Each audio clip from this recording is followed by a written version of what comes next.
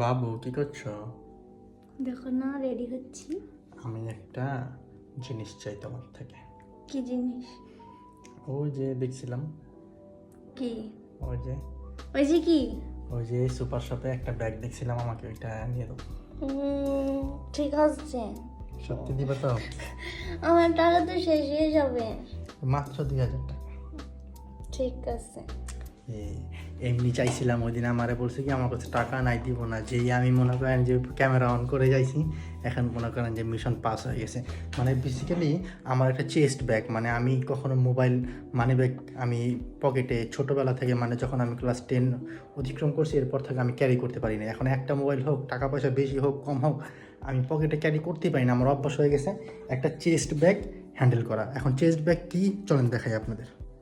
এই যে এইগুলাকে বলা হয় চেস্ট ব্যাগ, মানে এইভাবে যে নেয় এগুলো। এখন এগুলা আমার কাছে ছোটও আছে, আরও আমার অনেক কালেকশন আছে যেগুলো নষ্ট হয়ে গেছে, কয়েকটা ঢাকায় আছে।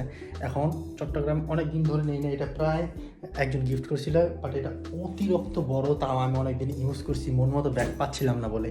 এখন সাডেনলি ওই দিন হঠাৎ করে সুপার শপে আমি দেখতে পাচ্ছি একটা ব্যাগ। তখন ওরা বলছিলাম, বলে আমার বিকাশে তো টাকা নাই, তখন আমিও ক্যাশ নেইনি, আমার বিকাশেও টাকা নেই, তো আর আমার তো বিকাশই নেই, ঠিক আছে। তো এখন ওই ব্যাগটা ও যাবে নাকি ওই দিকেই, তো আমি বলছি ভিডিওটা অন করে তুমি আগে আমাকে দিবা। এখন ও বলছে ঠিক আছে দিবে, তো ব্যাগটা আপনাদেরকে পরে দেখাবো। যেহেতু ভিডিওটা স্টার্ট করছি, আমরা কি কি কিনতেছি আজকে ছোট্ট একটা ব্লগ আপনাদের কাছে শেয়ার করবো। আমরা এখন আছি রিক্সাতে, চলে যাচ্ছি চট্টগ্রাম শপিং ব্যাগ কাজের ডোরি। এই হচ্ছে চট্টগ্রাম কাজের ডোরি শপিং ব্যাগ, এখানেই আমরা চলে যাচ্ছি। তারপর আমরা ঢুকে গেলাম, দেখতেই পাচ্ছেন এটা যে স্বপ্নর মতোই একটা, এখানে সব কিছু পাওয়া যায়। আর এই হচ্ছে আমার ব্যাগ, এটা হচ্ছে মেড ইন ভিয়েতনাম। ব্যাগটা অনেক ভালো, অনেক শক্ত, খুবই সুন্দর, দেখতেই পাচ্ছেন। 2190 টাকা। আমি শুধু কিন্তু এটার প্রাইস দিব, আর কোনো কিছু দেবো না। ঠিক আছে, দাও। বলো তো, তুমি আমাকে একটা ব্যাগ কিনে দাও।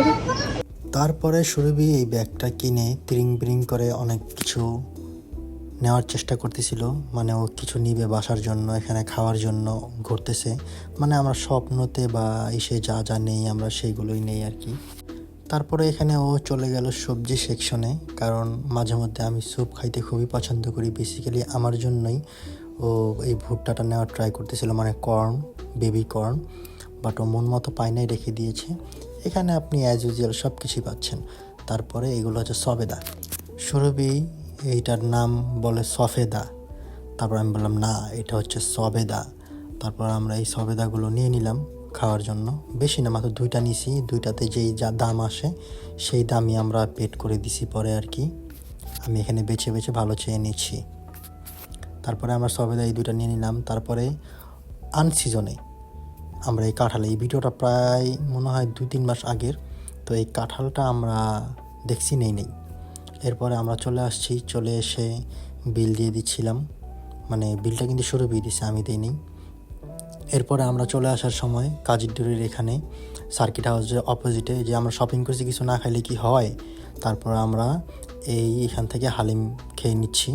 হালিমটা আমার কাছে মোটামুটি লাগছে, তাও কি চিকেন হালিম, মোটামুটি আহামরি ভালো লাগে নাই। সরি, এটা চিকেন না, এটা হবে বিফ হালিম। মোটামুটি লাগছে আমার কাছে আসলে, মানে অর্থিট, কম দামে। এটা মনে হয় 70 টাকা সামথিং এরকম নিয়েছিল। তারপরে আমরা বাজারে চলে যাই, এই ক্যাট ফুডগুলা সুবির জন্য নিয়ে আসি কিনে, ওইটার ভিডিও করি নেই। আমি সুবিকে এই ক্যাট ফুডগুলা নিয়ে আসছি, সুবিকে এখন এই ডিম দিয়ে ক্যাট ফুড দিয়ে বানাই দিব। এরপরে এই যে এটা নিয়ে আসছি ঘাস সুবির, মানে আমাদের বিড়ালের পেটে যদি কোনো কিছু বদ হজম হয় এইটা খাওয়াইলে অটোমেটিক ভালো হয়ে যায়, প্রাকৃতিক গ্যাস সিস্টেম আর কি। তো এই ছিল আজকের ভিডিও, আল্লাহ হাফেজ।